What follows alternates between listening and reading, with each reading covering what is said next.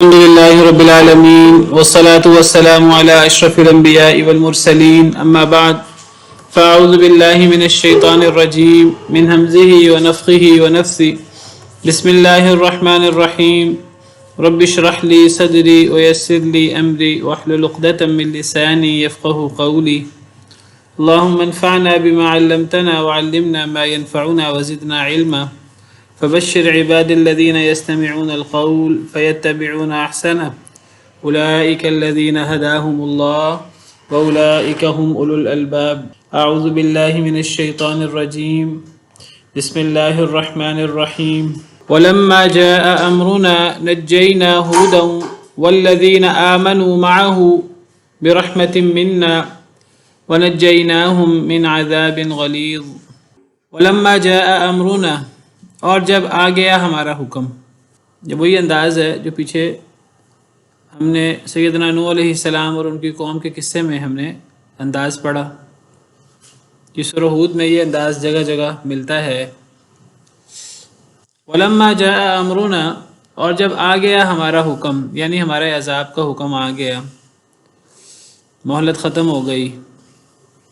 جتنی مہلت دی تھی اللہ تعالیٰ نے اب وہ گزر گئی اور اب وقت آ گیا. ایسا وقت کہ جب وہ وقت آ جاتا ہے، پہلے مہلت ہوتی ہے سالوں کی، صدیوں کی کئی مرتبہ، لیکن پھر جب اللہ کی طرف سے وقت مقررہ آتا ہے، پھر وہ ایک لمحہ بھی نہ لیٹ ہوتا ہے نہ ایک لمحہ جلدی ہوتا ہے. پھر وہ اسی وقت آتا ہے جس وقت اس نے آنا ہوتا ہے. قل لکم میعاد یوم لا تستأخرون عنہ ساعۃ ولا تستقدمون. اے اللہ کے نبی صلی اللہ علیہ وسلم آپ فرما دیجئے ان سے، لکم میعاد، تمہارے لیے ایک وعدہ مقررہ ہے ایک ایسے دن کا، لا تستأخرون عنہ ساعۃ، تم ایک پل بھی اس سے لیٹ نہیں ہو سکتے، ولا تستقدمون، نہ اس سے ایک پل پہلے جا سکتے ہو. تو وہ اللہ کا وعدہ مقررہ آ چکا، اللہ کا حکم آ گیا. جب آ گیا ہمارا حکم قوم ہود پر، نجینا ہودن، تو ہم نے ہود علیہ السلام کو نجات دی، والذین آمنوا معہ، اور ان لوگوں کو جو ان کے ساتھ ایمان لائے تھے، برحمت منا، ساتھ رحمت کے ہماری طرف سے، ونجیناہم من عذاب غلیظ، اور ہم نے نجات دی انہیں بہت سخت قسم کے عذاب سے. تو پھر اب اللہ کی سنت پوری ہوئی، اللہ کا کہا پورا ہوا، اللہ کا وعدہ پورا ہوا، اور عذاب آ گیا. کیا عذاب آیا تھا قوم ہود پر؟ حضرت ہود علیہ السلام کی قوم پر، قوم عاد پر کیا عذاب آیا تھا؟ تیز یعنی کہ چیخ کی آواز تھی اور زلزلہ. قوموں میں سے ایک پہ یہ عذاب آیا تھا، سمودیاں آتی سے. نہ چیخ کی آواز تھی نہ زلزلہ تھا، وہ قوم سمود پر آئے تھے یہ عذاب دونوں. جی قوم عاد پر کیا عذاب؟ تیز آندھی. جی اور کوئی؟ قوم ہود پر کیا عذاب آیا تھا؟ قوم عاد پر جی تیز آندھی کا عذاب آیا تھا. تیز ہوا، ایسی ہوا کہ جو 7 راتیں اور 8 دن مسلسل چلتی رہی. اور یہ قوم عاد لمبے لمبے بڑے بڑے طاقتور تھے. یہ ایسے ہو گئے جیسے لمبی لمبی کھجوروں کے کھوکھلے تنے ہوتے ہیں. اس طرح کر کے جب وہ ہوا چلی تو پھر یہ ایسے ہو گئے، ایسے تباہ و برباد ہو گئے سارے کے سارے. اور یہ عذاب، یہ ہواؤں کا، یہ ان کے اوپر مسلط رہا 7 راتیں اور 8 دن. یعنی دن کے وقت یہ ہوا شروع ہوئی، اور وہ دن اور پھر رات، دوسرا دن دوسری رات، تیسرا دن تیسری رات، چوتھا دن چوتھی رات، 5واں دن 5ویں رات، چھٹا دن چھٹی رات، 7واں دن 7ویں رات، اور 8واں دن. تو اس میں جا کر وہ ہوا بند ہوئی. والعیاذ باللہ. اللہ تعالیٰ فرماتے ہیں ریح فیہا عذاب علیم، وہ ہوا تھی جس میں دردناک عذاب تھا. تدمر کل شیء بامر ربیہا، سورہ احقاف میں اللہ نے ان کا ذکر کیا. وہاں اللہ فرماتے ہیں تدمر کل شیء بامر ربیہا، وہ ہوا ہر شے کو اللہ کے حکم سے تباہ و برباد کر رہی تھی۔ فَأَصْبَحُوا لَا يُرَىٰ إِلَّا مَسَاكِنُهُمْ، تو ایسا ہو گئے، وہ ایسے ہو گئے قوم عاد کہ بس ان کے گھروں کے سوا وہاں کچھ نظر نہیں آتا تھا، ہر چیز تباہ و برباد ہو گئی۔ تو جب اللہ کا حکم آ گیا یہ آندھی کا اور تیز ہوا کا، تو اللہ تعالیٰ فرماتے ہیں کہ ہم نے ہود علیہ السلام کو اور ان کے ساتھ ایمان والوں کو نجات دی، برحمت منا، ساتھ رحمت کے ہماری طرف سے۔ تو رحمت کے ساتھ نجات ملی حضرت ہود کو اور ان کے ساتھ ایمان والوں کو، اور وہ رحمت منا، من اور نا ہماری طرف سے تھی، یعنی خاص اللہ کی طرف سے رحمت۔ اس خاص اللہ کی رحمت کے نتیجے میں اللہ نے سیدنا ہود علیہ السلام کو اور ان کے ساتھیوں کو، ان کے ساتھ ایمان والوں کو اس دردناک عذاب سے بچا لیا۔ تو یہ اللہ کی طرف سے انعام تھا۔ اگر کوئی انسان عذاب سے بچتا ہے تو اللہ کے کرم سے، اللہ کی رحمت سے۔ کوئی انسان اللہ کی طرف سے کسی نعمت کا حقدار ہوتا ہے، مستحق بنتا ہے، تو وہ سراسر اللہ کا کرم ہوتا ہے۔ انسان یہ نہ سمجھے کہ میں عذاب سے بچتا ہوں یا میں اللہ کی رحمت کا مستحق بنتا ہوں اپنے اعمال کی وجہ سے۔ نہیں، انسان اپنے اعمال کی وجہ سے اللہ کی رحمت کا مستحق نہیں بنتا، بلکہ انسان در حقیقت اللہ کی رحمت کی وجہ سے اللہ کی رحمتوں کا مستحق بنتا ہے، اللہ کی نعمتیں حاصل کرتا ہے۔ یہی ہمارا عقیدہ ہے بحیثیت مسلمان۔ ہمیں دنیا کے اندر جو صلاحیتیں، جو مال و دولت، جو اقتدار، جو نعمتیں ملتی ہیں، تو یہ اللہ کی طرف سے رحمت ہوتی ہے۔ اس میں ہمارے زور بازو کا، اس میں ہماری محنتوں کا، ہماری صلاحیتوں کا عمل دخل نہیں ہوتا، ہمارے اعمال کا عمل دخل نہیں ہوتا۔ دنیا میں انسان اللہ کے عذاب سے بچتا ہے یا کوئی اور اسے نعمت ملتی ہے، یا آخرت میں انسان جہنم سے بچے گا یا اللہ کی جنتوں کا، اللہ کی نعمتوں کا حقدار ہوگا، تو یہ اللہ کی رحمت کی وجہ سے، اور یہ خاص اللہ کی رحمت ہوتی ہے۔ تو یہاں اللہ نے خصوصی طور پہ اس کا ذکر فرمایا ہے۔ یہی فرق ہے ایک مسلمان اور ایک کافر میں۔ مسلمان اللہ کی ہر نعمت کو، اللہ کے ہر انعام کو اللہ کی رحمت، اللہ کا کرم سمجھتا ہے، اپنے اعمال کا بدلہ، اپنی صلاحیتیں نہیں سمجھتا۔ لیکن جو اللہ سے دور ہوتا ہے، اللہ سے غافل ہوتا ہے، اللہ کا منکر ہوتا ہے، وہ کہتا ہے فلاں کام میں نے کیا، میں نے فلاں کام کیا، فلاں چیز میرے علم سے مجھے حاصل ہوئی، فلاں چیز مجھے میری صلاحیت سے حاصل ہوئی۔ اس کی گفتگو میں میں بہت ہوتا ہے۔ جیسے شیطان نے کہا تھا، جب شیطان کو اللہ تعالیٰ نے کہا کہ تو نے سجدہ کیوں نہیں کیا، تو وہ کہنے لگا انا خیر منہ، میں اس سے زیادہ بہتر ہوں۔ فرعون نے بھی انا ربکم الاعلی، میں تمہارا سب سے بلند رب ہوں۔ قارون نے بھی یہی میں اور میری صلاحیت، میری تدبیر۔ تو قارون نے بھی کہا تھا کہ جب اس کو کہا گیا کہ تمہارے پاس اللہ کی بڑی نعمتیں ہیں، اللہ نے تم پہ بڑا احسان کیا ہے، تو جب تمہارے ساتھ اللہ نے احسان کیا، تم بھی احسان کرو، تم بھی نیکی کرو، اللہ کا شکر ادا کرو، اتراؤ نہیں۔ تو وہ کہنے لگا آگے سے قال انما اوتیتہ علی علم عندی، وہ کہنے لگا مجھے تو یہ چیزیں میری صلاحیت کی وجہ سے ملی ہیں، یہ تو میری عقل مندی اور میری صلاحیت ہے کہ مجھے یہ نعمتیں ملی ہیں۔ تو یہ فرق ہے ایک مسلمان کی سوچ کا اور ایک غیر مسلم کی سوچ کا۔ ہمیں یہ عقیدہ سکھایا گیا ہے کہ دنیا میں کوئی نعمت ہو یا اللہ کے عذاب سے بچنا ہو یا آخرت میں، تو یہ سراسر اللہ کی رحمت کی وجہ سے ہوتا ہے۔ لیکن قرآن کریم کی بعض آیات ہیں جو ہمیں یہ بھی بتاتی ہیں کہ انسان اپنے اعمال کی وجہ سے جنت میں داخل ہوگا، انسان کو اپنے اعمال کی طرف توجہ دینی ہوگی۔ انسان جو عمل آگے بھیجے گا دنیا کے اندر، جو عمل کرے گا اپنی آخرت کے لیے آگے بھیجے گا، تو انسان کو اس اعمال کا فائدہ ہوگا۔ انسان کو آخرت کے لیے نیک اعمال کرنے چاہیے، انسان کو خواہشات پر نہیں رہنا چاہیے۔ تو ان دونوں باتوں میں کیا تطبیق ہوگی؟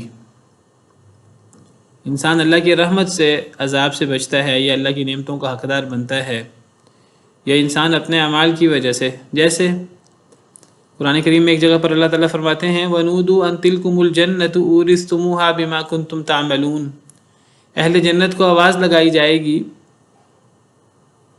وَنُودُوا أَن تِلْكُمُ الْجَنَّةُ أُورِثْتُمُوهَا کہ یہ جنت جس کا تمہیں وارث بنایا گیا ہے. وَنُودُوا أَن تِلْكُمُ الْجَنَّةُ أُورِثْتُمُوهَا بِمَا كُنْتُمْ تَعْمَلُونَ تمہیں اس کا وارث بنایا گیا ہے تمہارے اعمال کی وجہ سے. تو انسان کو اللہ کی نعمتیں اور اللہ کے عذاب سے چھٹکارا وہ اپنے اعمال کی وجہ سے ملے گا یا اللہ کی رحمت کی وجہ سے ملے گا. اللہ کی رحمت سے ہوگا. ایک جگہ پر اللہ فرماتے ہیں ان احسنتم احسنتم لانفسکم اگر نیکی کرو گے تو اپنے لیے کرو گے. جو ہدایت یافتہ ہوگا اپنی ذات کے لیے ہدایت یافتہ ہوگا. تو ان آیات کریمہ میں کیا تطبیق دی جائے؟ جی مس افشین. السلام علیکم ورحمۃ اللہ. وعلیکم السلام. ان میں یہ تطبیق کی جائے کہ انسان نے اپنی کوشش کرنی ہے 100% جی سے رہنے کی مطلب کے لیے بیٹھ جانا. اس کے بعد اللہ تعالیٰ کی جو ہے وہ رحمت اس پہ نازل آخر انسان کا اللہ کے حکم سے ہی ہوگا.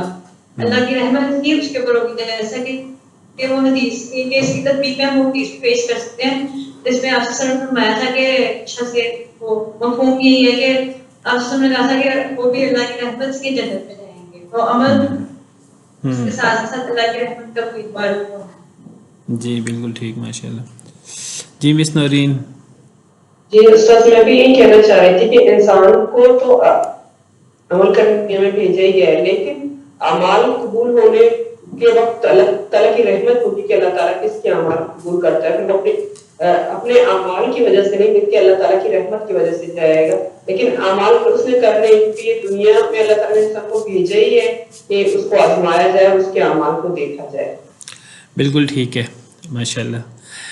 تو بات یہی ہے کہ اصل میں یہ جنت اللہ کی نعمتیں یہ صرف خواہش سے نہیں ملتی.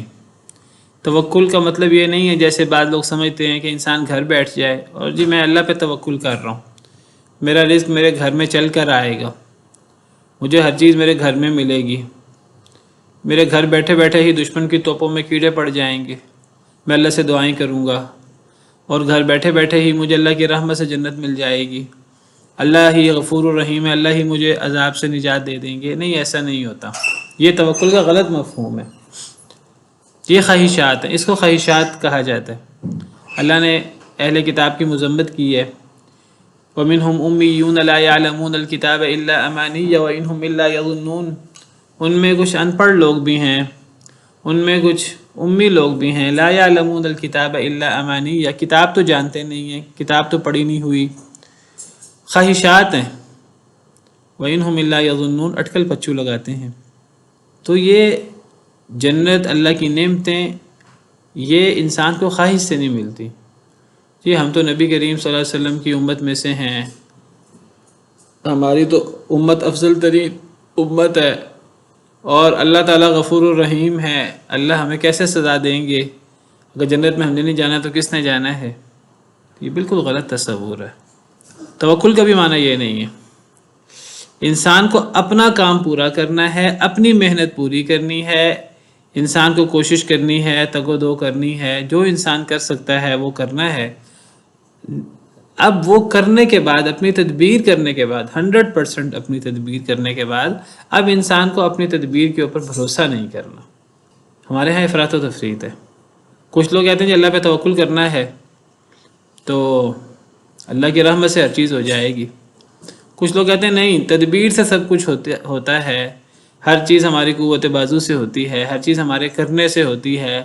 اور وہ قرآن کی آیتیں پیش کرتے ہیں وَلَيْسَ لِلْإِنسَانِ إِلَّا مَا سَعَىٰ, انسان کو وہی ملتا ہے دنیا میں جو انسان کرے. تو اس قسم کی جو ہے وہ إِنَّ اللَّهَ لَا يُغَيِّرُ مَا بِقَوْمٍ حَتَّىٰ يُغَيِّرُوا مَا بِأَنفُسِهِمْ. اللہ نہیں بدلیں گے, اللہ اس قوم کو اس وقت تک نہیں بدلیں گے جب تک وہ قوم اپنے آپ کو خود نہ بدلے. تو کچھ لوگ تدبیر کی بات بہت زیادہ کرتے ہیں, اتنی کرتے ہیں لگتا ہے جیسے سب کچھ جو ہے وہ تدبیر کے اوپر ہے. کچھ لوگ رحمت کی اور توکل کی اور تقدیر کی بات اتنی زیادہ کرتے ہیں کہ وہ تدبیر اور یہ چیزیں ختم ہو جاتی ہیں. یہ دونوں افراط و تفریط ہے. صحیح بات کیا ہے کہ انسان کو مکمل تدبیر کرنی ہے, انسان کو 100% اپنی طرف سے محنت کرنی ہے, لیکن انسان کو اپنی محنت کے اوپر بھروسہ نہیں کرنا. یہ نہیں کہنا کہ اب جو ہوگا میری محنت کی وجہ سے ہوگا. انسان اپنی کوشش پوری کرے گا اور اپنی پوری کوشش کر کے انسان پھر اللہ پہ توکل کرے گا، سب کچھ اللہ پہ چھوڑ دے گا. لیکن گھر بیٹھے اللہ پہ نہیں چھوڑے گا. گھر بیٹھے بس دعائیں کرنے سے فتوحات نہیں ہوتی، جنگیں نہیں جیتی جاتی، مشکل مار کے سر نہیں کیے جاتے، گھر بیٹھے جنت نہیں مل جاتی، صرف خواہشات سے جنت نہیں مل جاتی، اللہ کے عذاب سے نہیں بچا جا سکتا. اس کے لیے محنت کرنی پڑتی ہے، اس کے لیے عمل کرنا پڑتا ہے، اس کے لیے نمازیں پڑھنی پڑتی ہیں، قربانیاں دینی پڑتی ہیں، راتوں کو اللہ کے حضور قیام کرنا پڑتا ہے، نرم بستروں کو چھوڑنا پڑتا ہے، مشکلات کی زندگی بسر کرنی پڑتی ہے جس طرح انبیاء کرام علیہم السلام نے کی. عمل کرنا پڑتا ہے. ہاں، عمل کر کے بھروسہ عمل پر نہیں ہوتا، بھروسہ اللہ رب العالمین کی ذات پر ہوتا ہے. تو انسان دنیا میں ہو یا آخرت میں اگر اللہ کے غضب سے بچے گا، اللہ کی نعمتوں کا حقدار ہوگا، تو یہ دونوں باتیں ٹھیک ہیں. اپنے عمل کی وجہ سے بھی ہوگا اور اللہ کی رحمت کی وجہ سے بھی ہوگا. تطبیق ہم کیا دیں؟ ہم تطبیق یہ دیں گے کہ اصل اللہ کی رحمت ہے، لیکن اللہ کی رحمت کو جوش میں لانے کے لیے انسان کے اعمال ہوں گے تو اللہ کی رحمت جوش میں آئے گی. ورنہ اگر اعمال کی ضرورت نہیں ہے، سب کچھ رحمت ہی ہے، تو پھر ایک کافر بھی کہہ سکتا ہے کہ جی اللہ تو میرا بھی رب ہے، مجھے بھی تو اللہ نے پیدا کیا ہے، اللہ کی رحمت اگر مسلمان کو مل سکتی ہے مجھے کیوں نہیں مل سکتی؟ وہ تو پھر شیطان بھی امیدوار ہو سکتا ہے کہ جی میں اللہ کی رحمت سے محروم کیوں؟ اللہ کی رحمت کی کچھ شرائط ہیں، کچھ اصول و ضوابط ہیں. اللہ کی رحمت کس کو ملتی ہے؟ وہ انسان کے اعمال کو، انسان کی تگ و دو، انسان کی محنت کوشش، اس کو دیکھ کر اللہ کی رحمت جوش میں آتی ہے. صرف انسان کا عمل کچھ نہیں ہے. تو انسان کا عمل جب ہوتا ہے تو اللہ کی رحمت جوش میں آتی ہے، اور اصل اللہ کی رحمت ہے جس سے انسان کو ساری نعمتیں حاصل ہوتی ہیں اور انسان سارے قسم کے مسائل سے بچ پاتا ہے. جی مس نورین. سر جیسے ایک کسان ہوتا ہے، وہ زمین کو زرخیز بنانے کے لیے ساری چیزیں استعمال کرتا ہے، بارش کا، پانی کا، سب کا خیال رکھتا ہے، اور اپنی ساری محنت کے بعد بھی جب بھی وہ بیج پھینکے گا تو وہ اس کے بعد پھر وہ اللہ پہ توکل کرے گا. کیونکہ ہو سکتا ہے دو کسان ہو، ایک سب کچھ کرنے کے باوجود بھی کہے گا کہ میرے زور بازو پہ کل یہاں پہ یہ بیج جو ہے نا وہ زمین سے نکلے گا. لیکن جو اللہ سے ڈرنے والا کسان ہوگا وہ کہے گا میں نے اپنی محنت تو کیا، اب یہ اللہ تعالیٰ کی رحمت ہے کہ کب اس بیج میں سے وہ پودا نکلے، کب میری فصل بارآور ہو. بالکل حدیث بھی کہ اونٹ باندھ کے اللہ تعالیٰ پہ توکل کرنا. بالکل یہی بات، بالکل ایسی بات ہی ہے. اونٹ کا گھٹنا باندھیں گے پھر اللہ پہ توکل کریں گے. اگر ہم بیج بوئیں گے تو فصل نہیں اگے گی اللہ کے حکم کے بغیر. اللہ کا حکم ہوگا تو فصل اگے گی. ہم اپنی محنت کریں گے، ہماری محنت سے نتیجہ برآمد نہیں ہوتا، اللہ کے فضل سے، اللہ کے کرنے سے نتیجہ برآمد ہوتا ہے. یہ فرق ہے ہمارا اور کفار کا. انہوں نے ہر چیز کو 2 × 2 4 کر دیا ہے. وہ کہتے ہیں پہلی بات اللہ کو مانتے ہی نہیں. کہتے ہیں اگر کوئی ہے بھی بس ایک نظام بن گیا، اب اس نظام کی خلاف ورزی نہیں ہو سکتی. بھئی کیوں نہیں ہو سکتی؟ یعنی سب عام طور پہ ہوتا ہے، سبب ہوتا ہے تو نتیجہ ہوتا ہے، لیکن اللہ سبب کا محتاج نہیں ہے. اللہ سبب کے بغیر بھی نتیجہ کر سکتے ہیں، لیکن ہمیں اسباب اختیار کرنے ہیں اور نتیجہ اللہ پہ چھوڑنا ہے. اور ہمیں اسباب کو سب کچھ نہیں سمجھنا. دنیا میں ہر انسان کو صرف کوشش سے ہر چیز نہیں ملتی. کوئی انسان زیادہ محنت کرتا ہے، کوئی انسان کم محنت کرتا ہے. بعض دفعہ کم محنت کرنے والے کو زیادہ نعمتیں مل رہی ہوتی ہیں دنیا کے اندر. یہ اللہ کی تقسیم ہے. اللہ یبسط الرزق لمن یشاء ویقدر. دنیا کے اندر ایسے ہوتا ہے،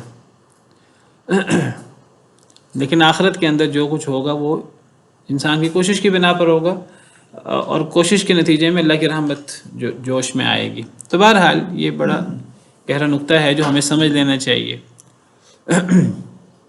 ان دونوں باتوں میں زمین و آسمان کا فرق ہے. انسان سب کچھ اسباب کو سمجھ لے، اور دوسرا کہ انسان اسباب کرے، اسباب اختیار کرے اور نتیجہ اللہ پہ چھوڑ دے. یہ دونوں باتوں میں زمین و آسمان کا فرق ہے، اور یہ مومن اور کافر کا فرق ہے. تو بہرحال اللہ تعالیٰ فرماتے ہیں کہ جب ہمارا حکم آ گیا تو ہم نے ہود علیہ السلام اور ان کے ساتھیوں کو ہم نے نجات دی اپنی رحمت کی وجہ سے. اللہ کی رحمت کیوں جوش میں آئی؟ اللہ کی رحمت حضرت ہود کے ساتھیوں کے لیے کیوں جوش میں آئی؟ وہ کفار کے لیے جوش میں کیوں نہیں آئی؟ کیونکہ ان کے عمل نہیں تھے۔ تو اللہ کی رحمت جوش میں آتی ہے انسان کے اعمال، انسان کی تگ و دو کو دیکھ کر۔ تو بہرحال اصل چیز اللہ کی رحمت ہے، انسان کو محنت کرنی چاہیے۔ وَنَجَّيْنَاهُم مِّنْ عَذَابٍ غَلِيظٍ، اور ہم نے نجات دی انہیں سخت قسم کے عذاب سے، بہت ہولناک، بہت سخت عذاب تھا۔ جتنی طاقتور قوم تھی اللہ نے ان پر عذاب بھیجا،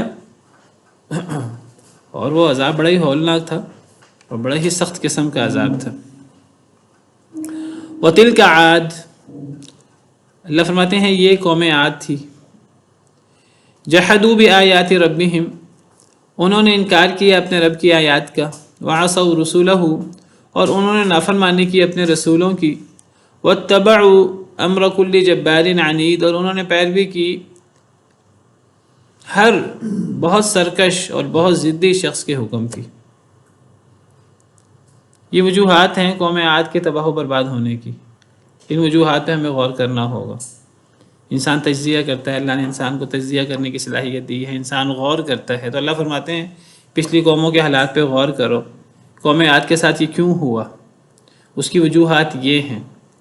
ایک تو انہوں نے اللہ رب العالمین کے ساتھ، اللہ رسول کے ساتھ، اللہ کی وحی کے ساتھ انہوں نے جحود کا رویہ اختیار کیا، انکار کیا، کفر کیا۔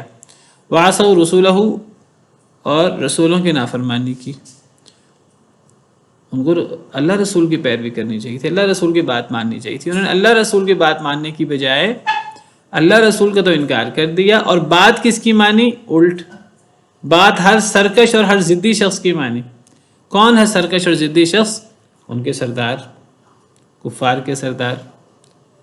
حالانکہ اللہ کا حکم کیا ہے؟ اللہ کا حکم یہ ہے کہ اللہ کی اطاعت ہونی چاہیے، اور اللہ کے حکم سے اللہ کے نبی کی اطاعت ہونی چاہیے۔ وَمَا أَرْسَلْنَا مِن رَّسُولٍ إِلَّا لِيُطَاعَ بِإِذْنِ اللَّهِ، اور اللہ کا حکم یہ ہے کفار کی اور سرکشوں کی اور دنیا داروں کی، ان لوگوں کی اطاعت نہیں ہونی چاہیے، ہمیں ان لوگوں کے پیچھے نہیں لگنا چاہیے، یہ تو سراسر تباہی بربادی ہے۔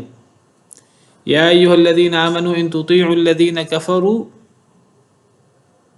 یردوکم علی اعقابکم فتنقلبوا خاسرین، اے ایمان والو اگر تم کفار کی پیروی کرو گے، ان کی اطاعت کرو گے، ان کے نقش قدم پر چلو گے، تو وہ تو تمہیں تمہارے قدموں پر ہی واپس پھیر دیں گے، تمہیں مرتد بنا دیں گے، تمہارے ایمان کے بعد تمہیں کفر کی طرف پھیر دیں گے، فتنقلبوا خاسرین، تم خسارہ اٹھانے والے بن جاؤ گے۔ دوسری آیت میں فرمایا یا ایھا الذین آمنوا ان تطیعوا فریقا من الذین اوتوا الکتاب یردوکم بعد ایمانکم کافرین، اے ایمان والو اگر تم نے اہل کتاب کے ایک گروہ کی پیروی کی، وہ تمہیں تمہارے ایمان کے بعد واپس پھیر دیں گے اور تم پھر کافر ہو جاؤ گے دوبارہ۔ تو اللہ تعالیٰ نے جگہ جگہ قرآن کریم میں کفار کی، منافقین کی، دنیا داروں کی، اللہ کے نافرمانوں کی اطاعت سے منع کیا ہے، ان کی پیروی سے منع کیا ہے۔ اللہ فرماتے ہیں کہ صراط مستقیم کی دعا مانگنی چاہیے۔ صراط مستقیم کیا ہے؟ وہ نیک لوگوں کا رستہ ہے، نیک لوگوں کے نقش قدم کو اپنانا چاہیے، اور مغضوب علیہم اور گمراہ ضالین ان لوگوں سے، ان لوگوں جیسا بننے سے بچنا چاہیے۔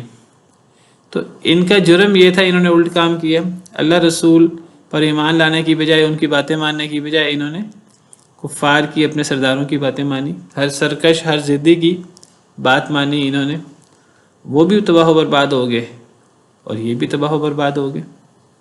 جب تباہی آتی ہے اللہ کی طرف سے تو جو کفر میں اور مخالفت میں پیش ہوتے ہیں وہ بھی تباہ ہوتے ہیں، اور پھر وہ جو زمانے کے مطابق چلنے والے ہیں، جہاں زمانہ جا رہا ہے وہ بھی ادھر ہی جا رہے ہیں، جس رخ کو ہوا ہے ان کا رخ بھی ادھر ہی ہے، جہاں کوئی فائدہ دنیا کا دیکھا اسی کے پیچھے ہو گئے عام طبقہ، تو وہ بھی تباہ و برباد ہو جاتا ہے، اسی طرح تباہ و برباد ہو جاتا ہے جس طرح اللہ کے راستے سے روکنے والے اور بڑے بڑے کافروں کے سردار تباہ و برباد ہو جاتے ہیں۔ دیکھیے کچھ لوگ جو ہیں وہ حق کے امام بنتے ہیں، ہدایت کے امام بنتے ہیں، کچھ لوگ کفر کے، نافرمانی کے امام بنتے ہیں، تھوڑے لوگ ہوتے ہیں جو ہدایت کے امام بنے یا کفر کے اور اللہ کے راستے سے روکنے کے امام بنے۔ زیادہ تر لوگ پیچھے لگنے والے ہوتے ہیں، جو زیادہ تر کافر سرداروں کے پیچھے لگ جاتے ہیں، مالداروں کے پیچھے لگ جاتے ہیں، اقتدار والوں کے پیچھے لگ جاتے ہیں۔ وَاتَّبَعُوا أَمْرَ كُلِّ جَبَّارٍ عَنِيدٍ، انہوں نے پیروی کی ہر بہت جابر اور سرکش کی، ہر بہت ضدی شخص کے حکم کی، اس کی پیروی کی۔ یہاں ذکر ہے کہ قوم عاد کی ہلاکت کی وجوہات یہ ہیں کہ انہوں نے اپنے رب کی آیات کی نافرمانی کی اور اپنے رسولوں انکار کیا، اپنے رب کی آیات پر اپنے رسولوں کی نافرمانی کی۔ تو کون سے رسول تھے قوم عاد کے؟ رسول جمع ہے، تو کون سے رسول تھے قوم عاد کے؟ پہلے کون سے؟ نہیں، وہ میں نے قوم سمود اور قوم عاد کی بات کی تھی، ابھی تو قوم سمود کا ذکر ہی نہیں آیا۔ تو کن رسولوں کی نافرمانی کی انہوں نے؟ ہاں شاباش، یعنی انہوں نے جب اپنے جی مسامنا السلام علیکم ورحمۃ اللہ وبرکاتہ، کہ تمام رسولوں کا ایک ہی پیغام تھا توحید کا، اس لیے وہ اسد اور رسول کا ہوئے۔ بالکل ٹھیک، یعنی انہوں نے اپنے رسول سیدنا ہود علیہ السلام کی جب نافرمانی کی تو ایک رسول کی نافرمانی کرنا گویا کہ سب رسولوں کی نافرمانی کرنا، کیونکہ سب کا میسیج تو ایک ہی ہے، سب کا دین تو ایک ہی ہے۔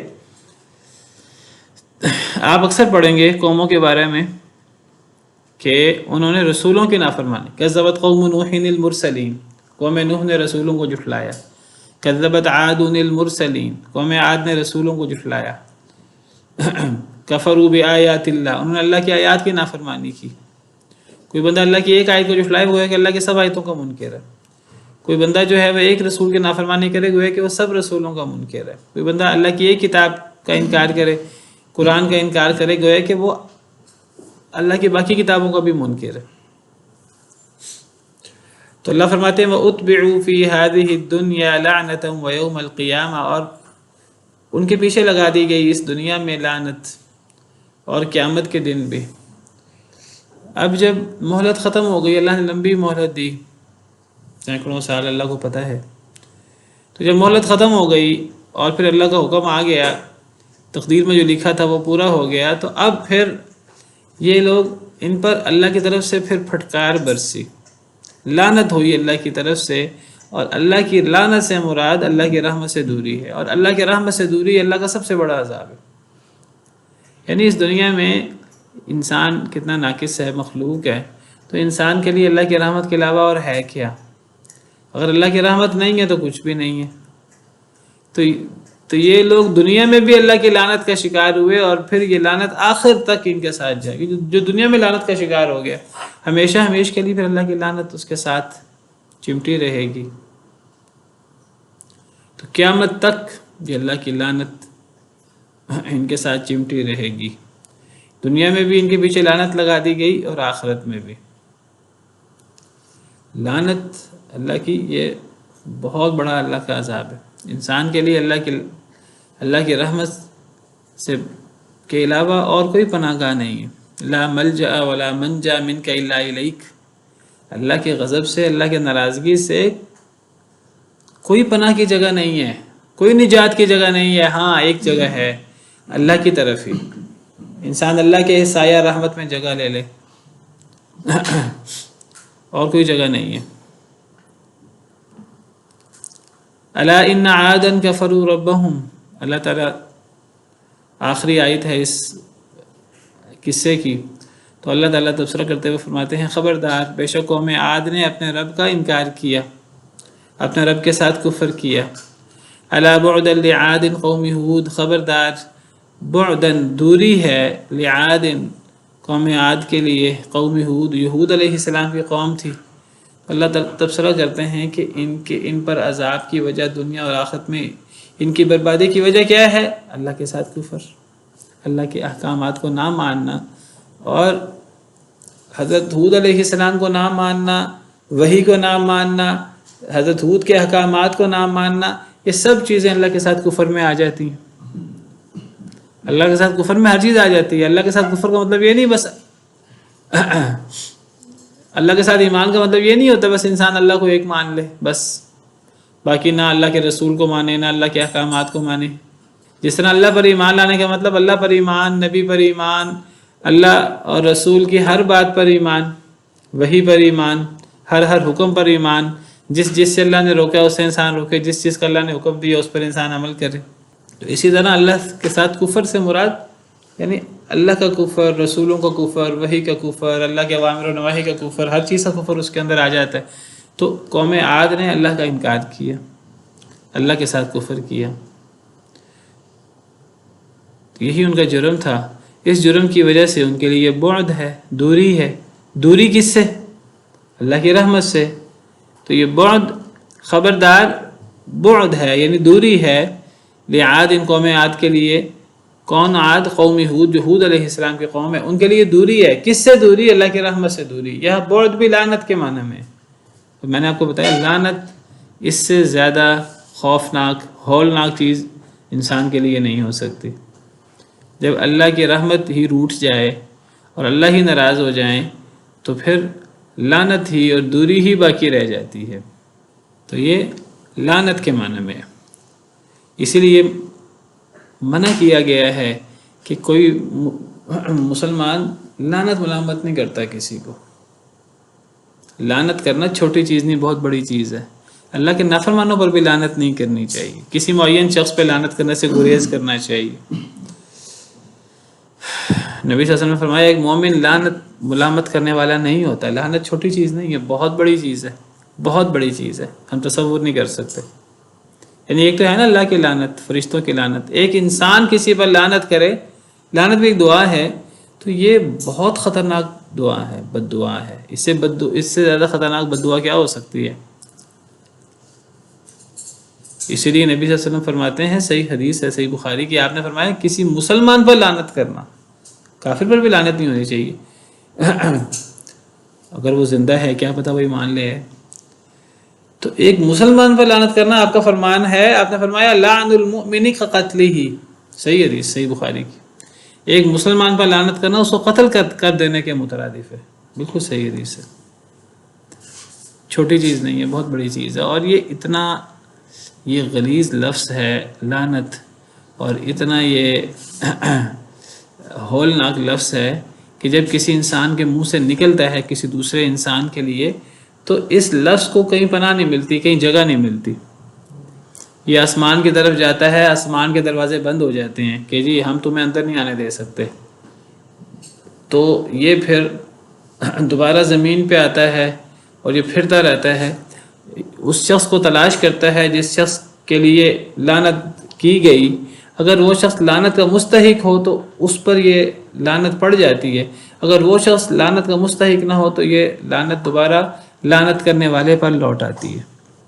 تو بہرحال قوم عاد جو ہیں یہ اللہ کی لعنت کا، اللہ کی رحمت سے دوری کا شکار ہوئے۔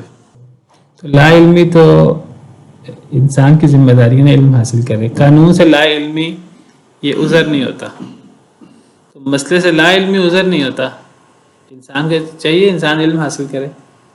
اللہ نے تو انسان کو یہ چیزیں بنیادی باتیں ہیں۔ انسان قرآن پڑھتا تھا کہ اللہ نے کہا کہ علم کیا چیز ہے؟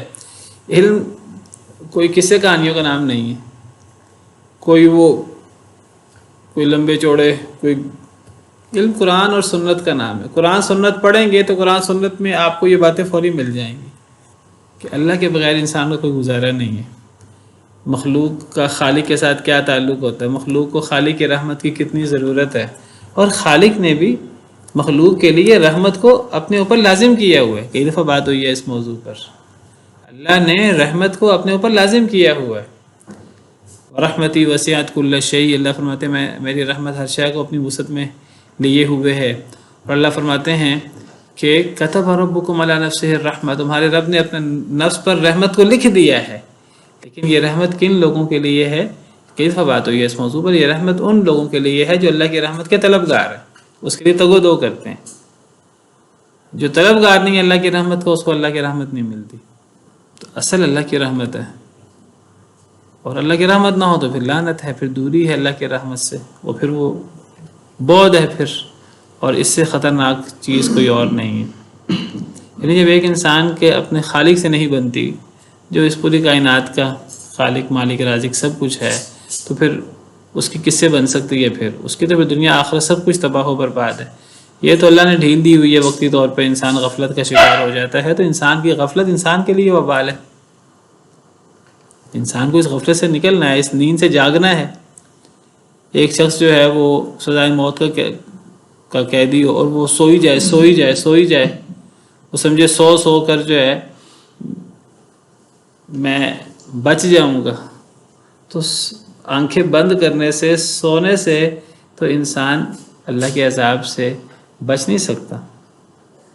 بلی آ جائے کبوتر کے سامنے، کبوتر آنکھیں بند کر لے تو آنکھیں بند کرنے سے اس کی جان نہیں چھوٹ جائے گی، سامنا کرنا پڑے گا اس کا، اور سامنا کر کے بچنے کی کوشش کرنی پڑے گی، جو بھی بچنے کا طریقہ ہے وہ اپنانا پڑے گا۔ تو اللہ کی زمین پہ رہ کر، اللہ کی نعمت کھا کر اللہ سے تو مقابلہ نہیں کیا جا سکتا۔ تو اللہ کے غضب سے انسان کو اللہ کی رحمت کے پناہ میں آنا ہی آنا ہے، اس کے بغیر کوئی چارہ نہیں ہے۔ خالق کی زمین میں رہ کر خالق سے ناراضگی کیسے ہو سکتی ہے؟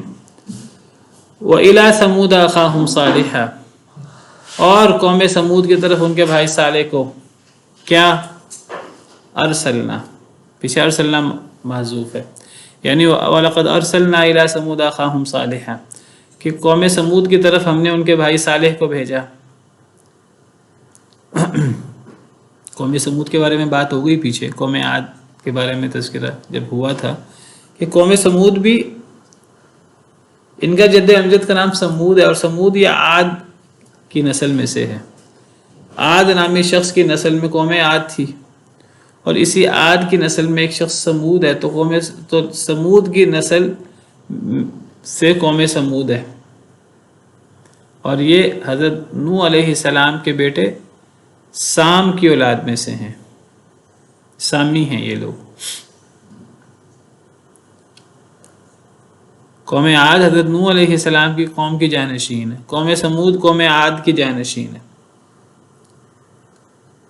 جس طرح قوم عاد بہت طاقتور تھے، ان جیسا طاقتور کوئی اور نہیں تھا، تو قوم سمود بھی قوم عاد کی طرح بڑے طاقتور تھے، قوم عاد سے کچھ کم۔ تو یہ طاقت کے ساتھ ساتھ ان کے پاس ہنر مندی، صلاحیت، صنعت و حرفت اور اس قسم کی صلاحیتیں بھی ان کے پاس بہت تھیں۔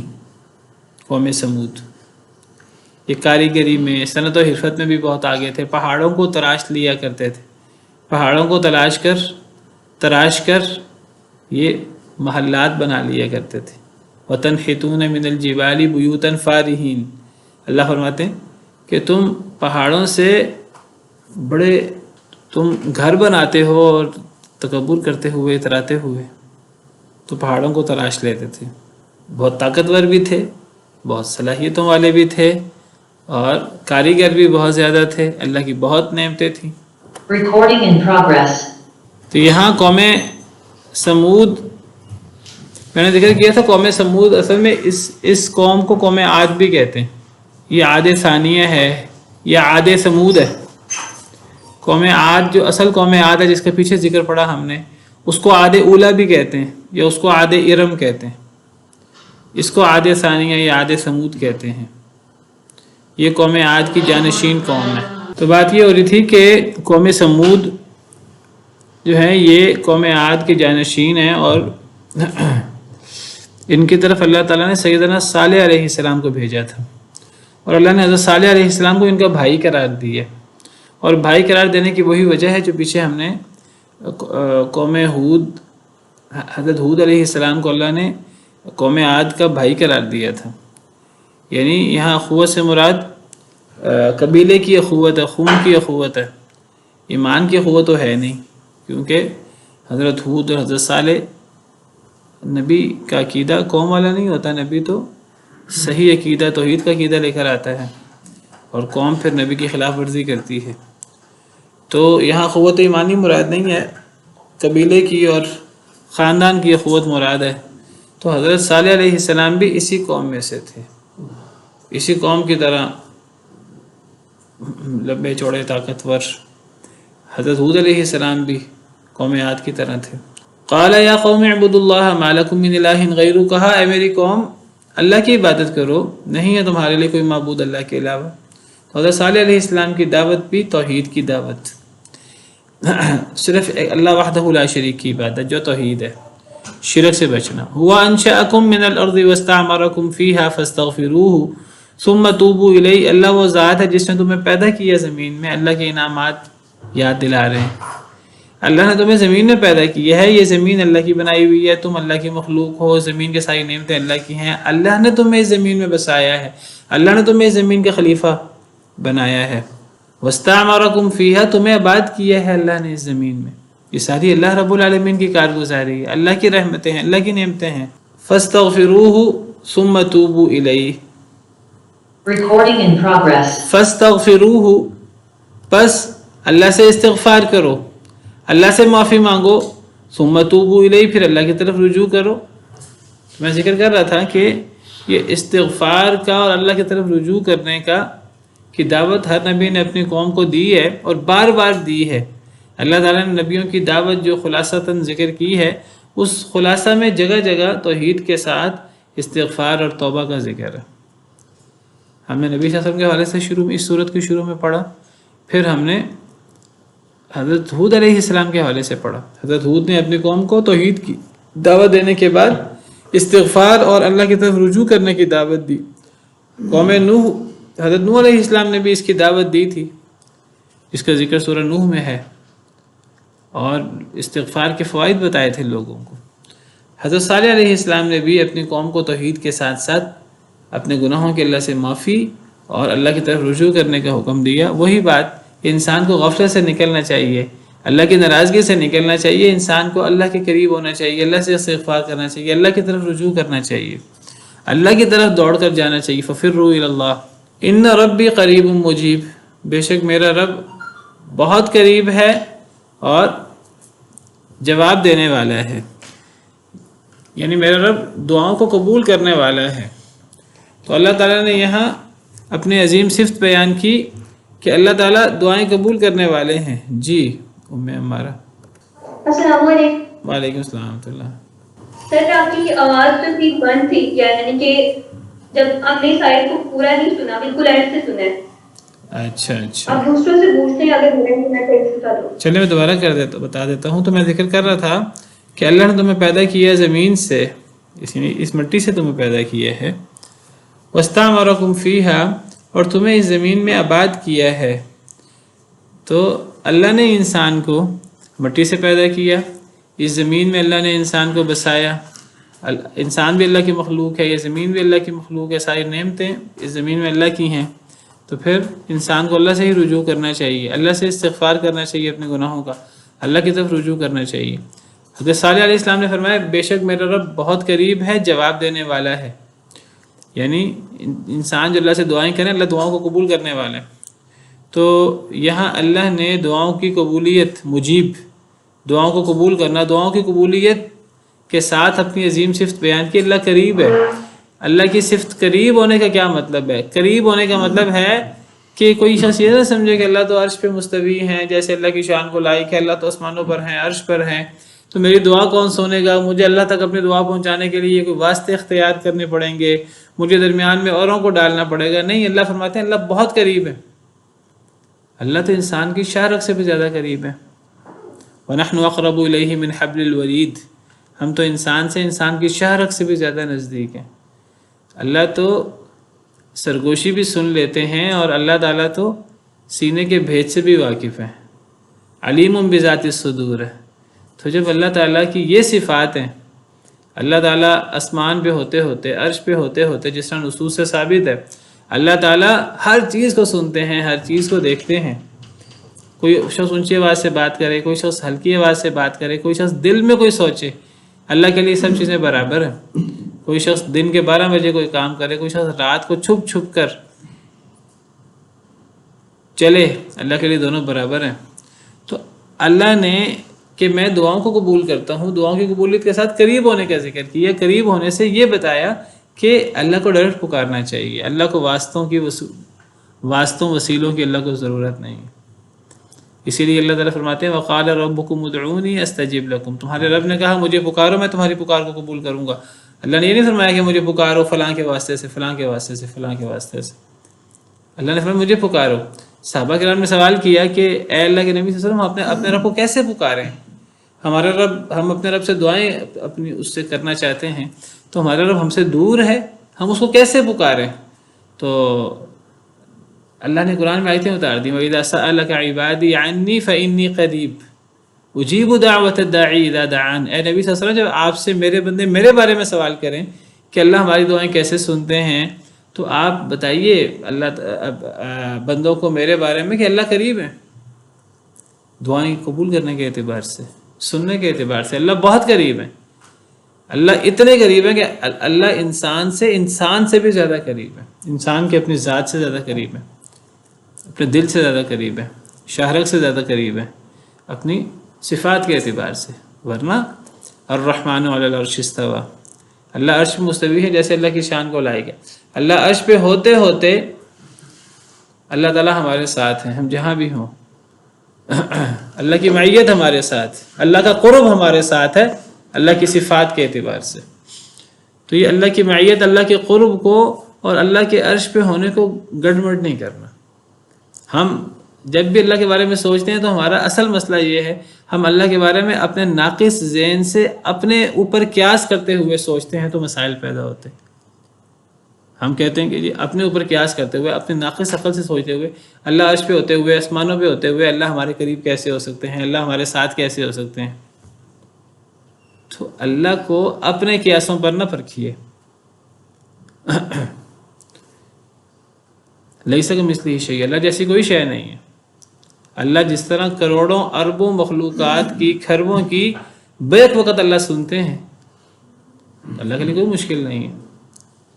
اسی طرح اللہ نے خود اپنا تعارف کروایا ہے، اللہ سب سے بلند ہوتے ہوئے، الاعلی، سبح اسم ربک الاعلی، العلی، العظیم ہوتے ہوئے، امنتم من فی السماء، آسمانوں میں ہوتے ہوئے، عرش پہ مستوی ہوتے ہوئے، ثم استوى علی العرش، عرش پہ مستوی ہوتے ہوئے اللہ ہمارے ساتھ ہے، اللہ ہمارے قریب ہے، شہرک سے بھی زیادہ نزدیک ہیں اپنی صفات کے اعتبار سے۔ تو اسی لیے یہاں دعا کی قبولیت کے ساتھ قریب ہونے کا ذکر کیا ہے۔ تو اس سے مراد صفات کے اعتبار سے اللہ تعالیٰ قریب ہیں، اللہ دور نہیں ہے کہ اللہ کو ہمیں اپنی بات پہنچانے کے لیے واسطوں وسیلوں کی ضرورت پڑے۔ ہاں، اللہ سے دعا کرتے ہوئے اللہ کو اللہ کی صفات کا واسطہ دینا چاہیے، اللہ کو انسان اپنے اعمال کا واسطہ دے، یہ انسان کسی نیک زندہ بزرگ کے پاس جا کے اس سے دعا کروا لے۔ سبحان ربک رب العزت عما یصفون وسلام علی المرسلین والحمد للہ رب العالمین۔